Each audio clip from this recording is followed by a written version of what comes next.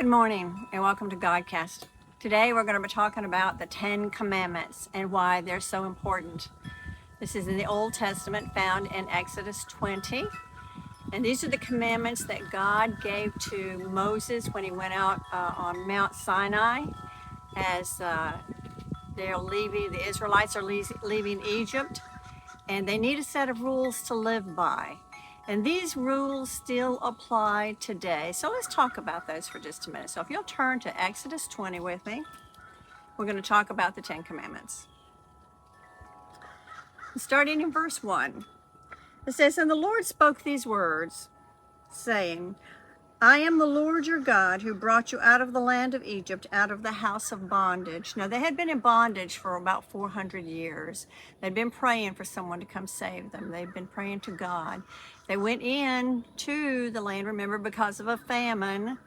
Joseph was in charge. Well, after Joseph died, the new ruler forgot about who Joseph was. That didn't matter anymore. So they were in bondage. They were in slavery. They built pyramids. They built castles. They built everything that Pharaoh wanted for 400 years. And it was a cruel life. And so they kept just praying and begging for God to send someone to save them. Okay, and he sent Moses. And Moses is a different story. You've got to study that. That's a really good story too. But here's the first commandment. He says, "You shall have no other gods before me." It means no idols. They had a lot of idols in Egypt. So you shall have no other gods before me. "You shall not make for yourselves a carved image, any likeness of anything that is in heaven above, or that is in the earth beneath, or that is in the water under the earth. You shall not bow down to them, nor serve them. For I, the Lord your God, am a jealous God, visiting the iniquity of the fathers upon the children to the third or fourth generations of those who hate me, but showing mercy to thousands of those who love me and keep my commandments." So in those days, what they did is they made idols out of wood, carved it out of stone, of things they could see. Animals,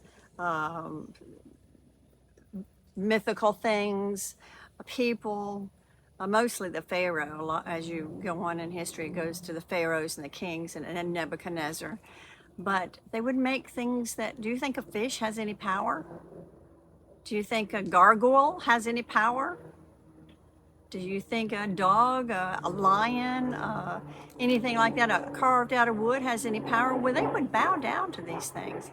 And they were found in every home. So God is telling them now, if you're going to this new land, no idols, it's only me. I'm the one who's going to carry you through here. I am the one you can talk to. I am the one you're going to be able to see, because he's going to have a cloud by day and a fire by night, so they will know that God is with them.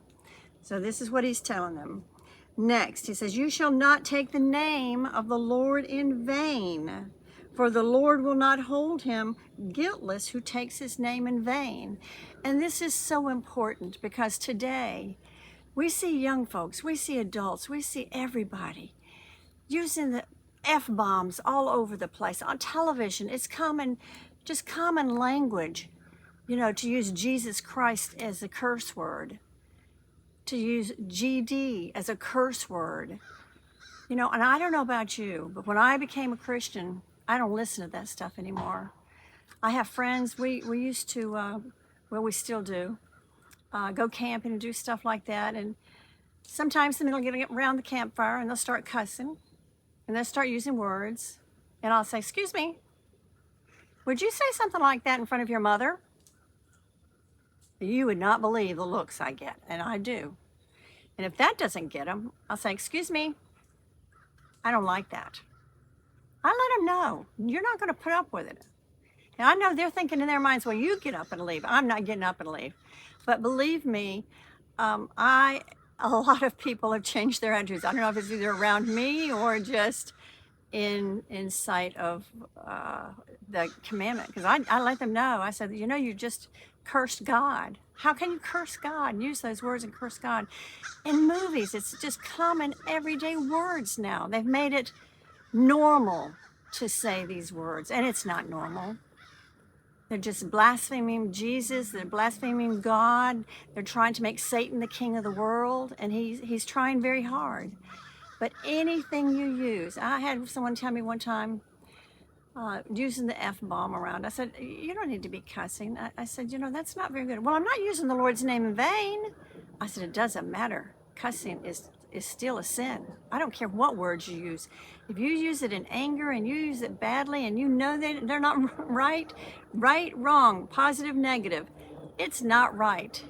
This is one of the things we need to clean up in our families. Our kids, our families need to say, look, we're not going to talk like that anymore. Never. Okay, and the next commandment, remember the Sabbath, keep it holy. 6 days for you shall labor and do all your work, but the seventh day is holy to the Lord. Now, excuse me, now the 10 commandments, the first 4 commandments are what God wants for himself. No other gods before me, do not take the Lord's name in vain, you will worship only me, and keep the Sabbath. Then the next 6 are man. They're laws for man to live by, and you'll see here what I mean in just a minute. The next one says, honor your mother and your father. Honor your mother and your father. I know as kids, sometimes they get so mad at their parents they could just scream, but we're hearing in this day and time, we're hearing of kids that get so mad for taking a phone away or for taking their PlayStation away. They kill them. They kill them over something as silly as a cell phone. If you have a parent that you haven't spoken to in a while, write a letter, make a phone call, go visit. It's not worth it. It's not worth it, because when they die and they're gone forever, are you going to be crying on that tomb and saying, I wish I had said something sooner? I wish we had talked. I wish I knew. Can't take that back. The next one, you shall not murder. You shall not kill. We are doing this now in the name of self. It's my body, my choice. We're killing babies. And I'm going to tell you right now, you cannot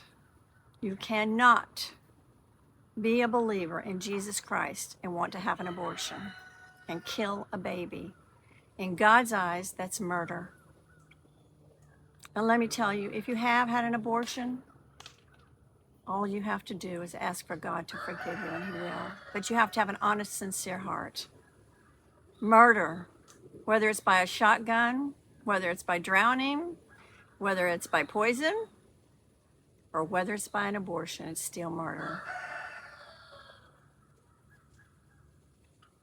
The next one, don't commit adultery. And that doesn't just mean sleeping with a married man or sleeping with a married woman. That means sex without marriage. Sex without marriage. We've made it normal nowadays. We've made it normal for 14, 15, 16-year-old kids to have babies, have sex without marriage. I remember when they started putting nurseries in high schools because girls were getting pregnant and they didn't want to miss school. Something's wrong with our world. Something is terribly wrong in our world. We have gotten away from the morals of God, the Word of God. The next one, thou shalt not steal. Well, I don't steal. Well, did you sign a piece of paper and you just stuck the pen in your purse without asking? Did you go into the grocery store and, you just happened to walk out of the buggy and forgot to scan it and pay for it? Did you go back in and pay for it? It's all stealing.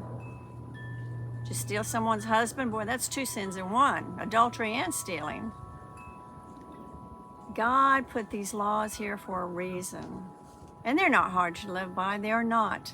Once you become a believer, it's a slow process. You have to study the Bible, you have to put your faith in God, and God will work on you to where you don't want to do those things anymore. You just don't want to disappoint God. It'll happen. The next one, you shall not bear false witness against your neighbor. It means you can't lie. No lying. Oh boy.